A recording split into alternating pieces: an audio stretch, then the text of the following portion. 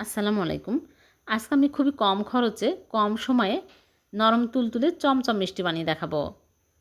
এত কম খরচে এত মজার একটা মিষ্টি তৈরি করা যায় আমার এই ভিডিও না দেখলে বুঝতেই পারবেন না। খুবই মজার হবে, খেতে দারুণ টেস্টি। ভালো লাগলে লাইক কমেন্ট শেয়ার করে দেবেন। তাহলে চলুন দেখে নেই। প্রথমে এখানে আমি কয়েক পিস ছোট সাইজের পাউরুটি নিয়েছি। এখন আমি পাউরুটিগুলো হাত দিয়ে এরকম করে ছোট ছোট টুকরো করে নিচ্ছে, তাহলে ব্লেন্ড করতে সুবিধা হবে। আপনারা আপনাদের পরিমাণ মতো পাউরুটি নেবেন। এখন আমি এই পাউরুটিগুলো একটা ব্লেন্ডার জাগের মধ্যে নিয়ে নিচ্ছি। একদম মিহি করে গুঁড়া করে নিতে হবে। এইরকম করে সবগুলো আমি গুঁড়া করে নিয়েছি। একটা বোলের মধ্যে ঢেলে নিচ্ছি। তারপরে এর মধ্যে দিয়ে দিচ্ছি গুঁড়া দুধ। আরও টেস্টি করার জন্য গুঁড়া দুধ দিয়ে দিচ্ছে 1/4 কাপ। আর দিয়ে দিচ্ছি বেকিং সোডা হাফ চামচ। ঘি দিয়ে দিচ্ছি হাফ টেবিল চামচ। এখন ভালো করে সবগুলো একসাথে মিশিয়ে নেব। ময়দা দিয়ে দিচ্ছি 1 টেবিল চামচের মতো দিয়ে দিচ্ছি। দিয়ে ভালো করে মিশানো হয়ে গেলে আমি লিকুইড দুধ আগে জাল করে ঠান্ডা করে নিয়েছি। এখন আমি অল্প অল্প করে দিয়ে নরম একটা ডো তৈরি করে নেব। এখানে হাফ কাপ লিকুইড দুধ লাগবে না, অর্ধেকটাই বেঁচে যাবে।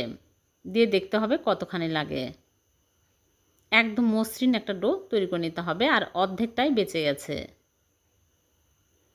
বেশি শক্ত করা যাবে না, এরকম নরম করে মেখে নিতে হবে।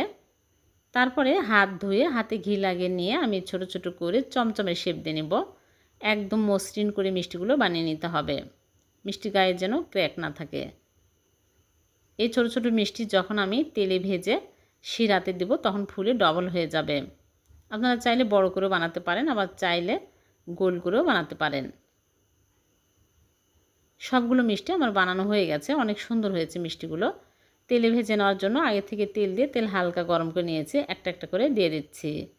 তেল কিন্তু একদম হালকা গরম করে তারপরে মিষ্টিগুলো ছাড়তে হবে। এখন আমি উল্টিয়ে পাল্টে মিষ্টিগুলো ভেজে নেব।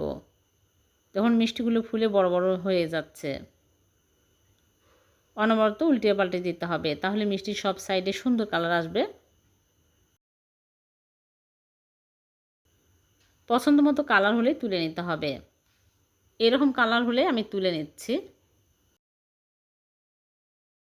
সবগুলো মিষ্টি আমি ভেজে তুলে নিলাম। এখন এই মিষ্টিগুলো ঠান্ডা করতে এক সাইডে রেখে দেবো, ঠান্ডা হতে থাকুক।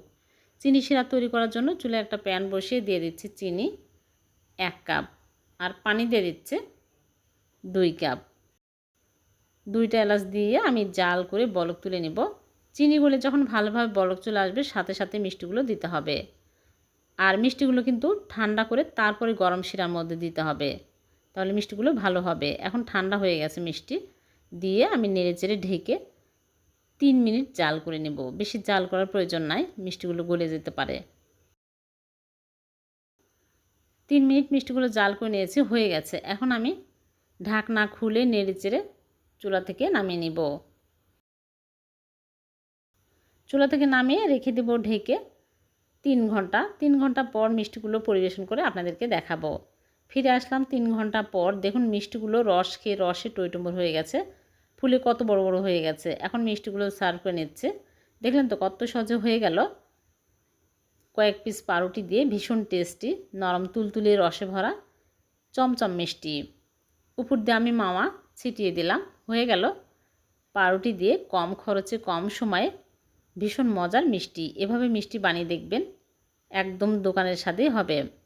মিষ্টি খেতে মন চাইলে ঝটপট মিষ্টি বানিয়ে খেতে পারবেন। ভিডিওটি ভালো লাগলে লাইক কমেন্ট শেয়ার করে দেবেন। আল্লাহ হাফেজ।